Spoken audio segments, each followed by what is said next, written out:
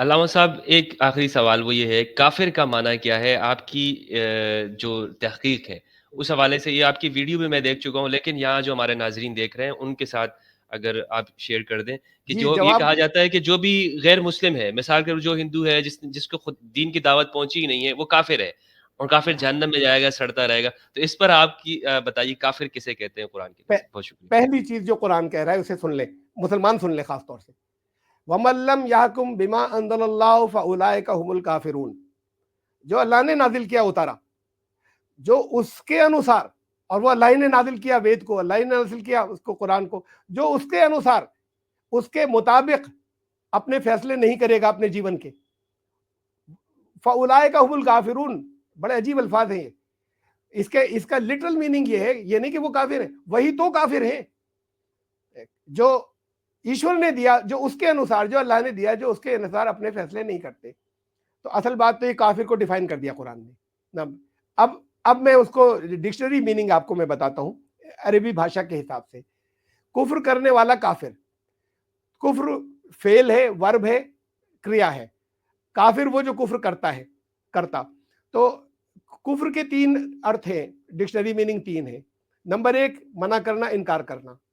Number दो, छुपाना, to conceal.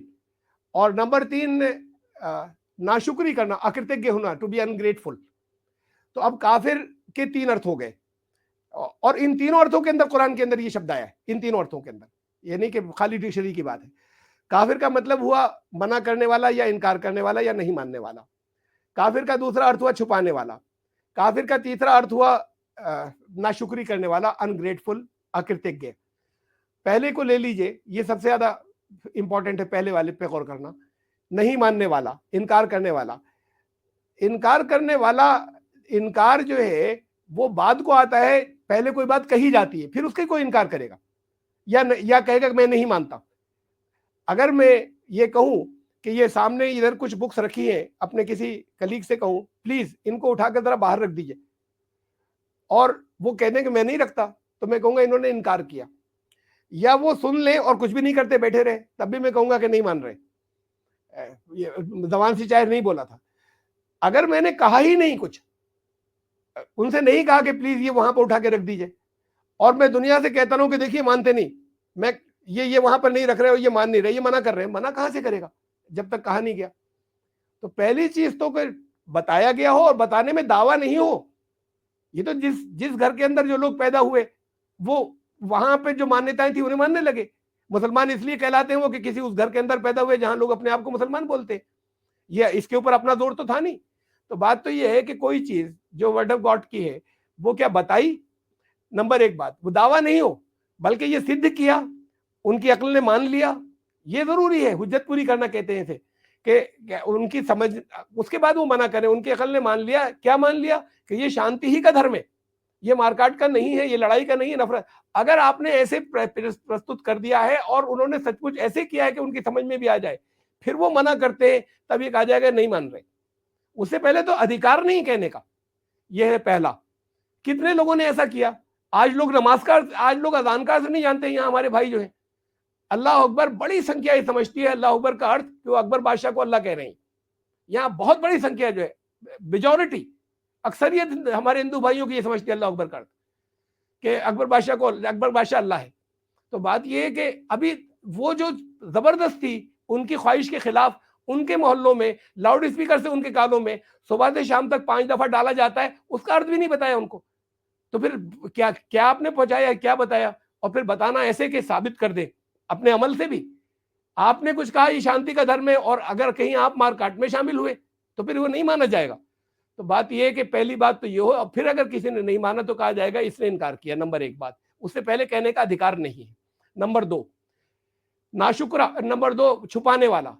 कीमती चीज छुपाई जाती है, जिन्होंने सच और अपने मफाद के लिए, अपने हित के लिए तो जिन्होंने छुपाने वाला, जिन्होंने वर्ड ऑफ गॉड को, ईश्वर की वाणी को वेदों के लोगों से छुपाया, ये कहा तुम्हारी समझ में नहीं आएगा, या ये कहा कि ये सिर्फ हम पाठ करेंगे बाकी सिर्फ सुन सकते हैं। मैं सब ब्राह्मणों को नहीं कह रहा जिन्होंने ये किया, ब्राह्मण तो बहुत अच्छे लोग हैं।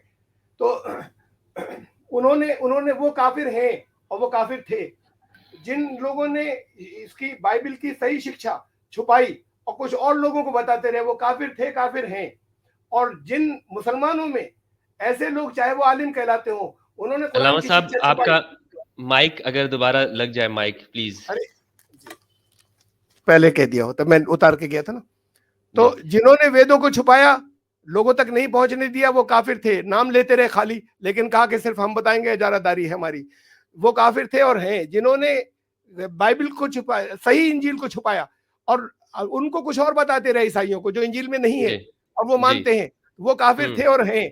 और जिन्होंने हुँ, कुरान की तालीम को छुपाया, और किसी भी उन्वान से छुपाया, और ये कहा कि ये हुँ, तो सिर्फ हम बताएंगे, तुम उसको समझने की कोशिश नहीं करना, रोकते हुँ, रहे, वो कुरान की परिभाषा के हिसाब से फिर वो काफिर होंगे। वो छुपा रहे हैं, और छुपाया उन्होंने, रोकते हैं, तो फिर हुँ, ये तो सब जगह निकलेंगे काफिर।